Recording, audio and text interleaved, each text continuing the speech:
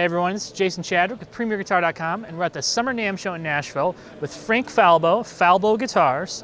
And tell us a little bit about this guitar that you played in the opening here. Well, these guitars are basically built off of this intention bridge design, and that's basically the impetus for this entire company's existence at this moment.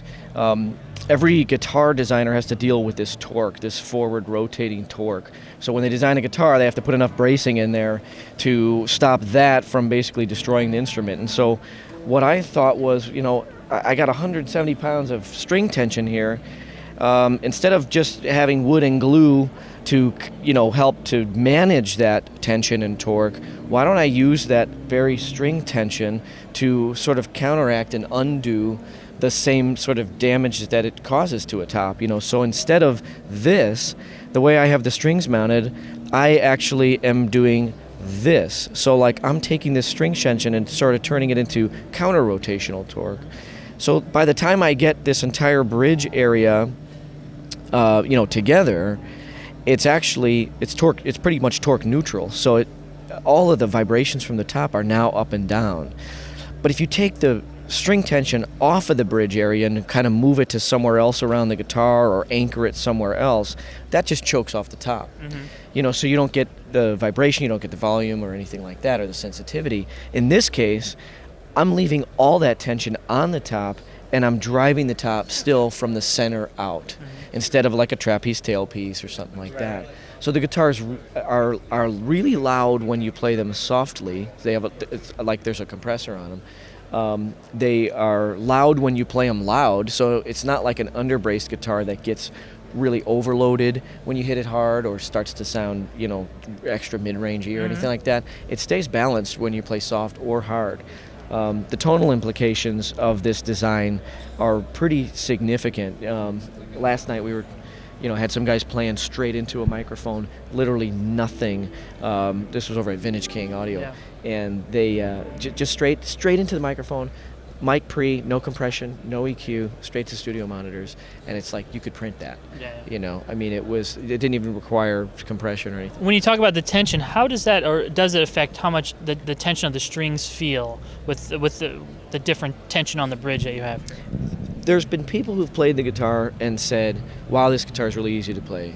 I have my ways of doing stuff. I've got, fretboard radius, the way I, around the edges of the fingerboard and stuff. So depending on the player, like I can't say why a player picks up the guitar and goes, hey, this is easy to play. But sometimes, like, people think a guitar is easier to play when, obviously the string tension doesn't change, but when it's a little more sympathetic, when you're pressing down, and there's a little bit of give.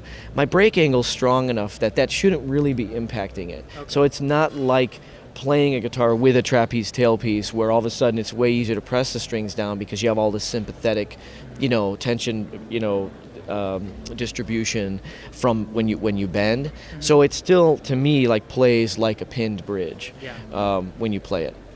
It doesn't have that artificial sort of ease that, like I said, is because you have a really long headstock or something like that, or you have a trapeze. Does this help, this new angle, does this help with string breakage as well?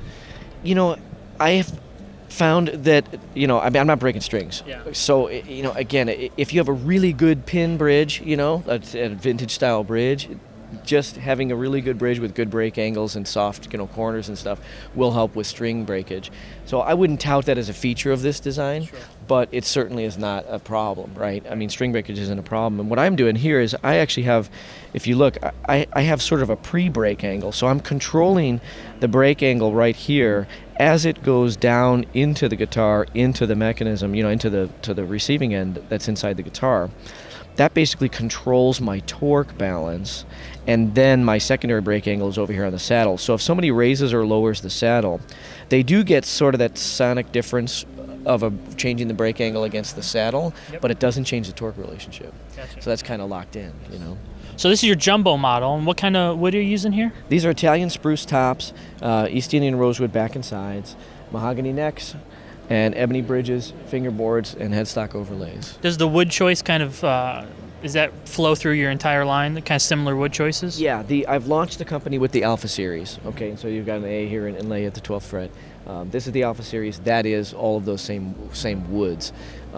As a builder, I have extensive capabilities. I've got access to all the kinds of woods that people would want. So I'm not opposed to doing other things, and you'll see more things as time goes by. But to launch the company, this is sort of my flagship series. Let's walk over here and look at the other models in this series. So obviously the smallest one is the Parlor. That is a short scale. It's a 24-inch scale. It gets a lot of volume for a Parlor. So when people play it, like one person said, wow, it's very grown-up sounding. I thought it was a great adjective, right? Because there is a lot of highs and lows for a Parlor. Normally Parlors sound kind of AM radio-ish, and I can voice the guitar to do that, but that's not where I am right here on this model. Next up is the Grand Auditorium. This one happens to be with a cutaway. We'll do them all with or without cutaway. A little bit of a shallower body than a Dread, but it's the same lower bout width. So like that bass content is still pretty big in this Grand Auditorium. The mid-range is a little bit more pronounced than it is on a Dread. But here we got the Dreadnought. So that's, full-sized, fully voiced, typical Dreadnought. I got a Dreadnought 12 now. Just launched this here at Summer NAMM. This is the first anybody's seen of this. And so you can see how the strings go in there, and I've sort of split the difference on the torque balance so that entire bridge arrangement doesn't have any additional bracing at all versus the 6-string. Yeah. And it's, it stands up just fine. And so that's my Dread 12. Because I'm doing a 12, that means I can do a Jumbo 12, a Grand Auditorium 12. All the sizes are available. I probably should say, with 12 strings on this, I think you might already know this, but there's no bracing at all behind the bridge. I have my X brace.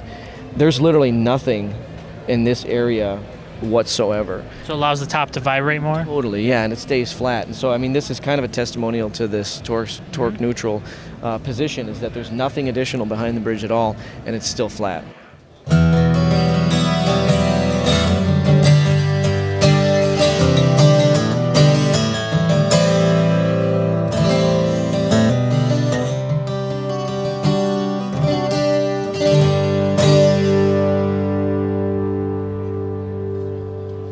And where can people go online to learn more about your whole line of guitars and about what you guys do? FalboGuitars.com, and there's a YouTube channel that's under Falbo Designs. All right, Frank. Well, thank you so much for walking us through the new stuff. Thanks, man. This is Jason Shadrick with PremierGuitar.com.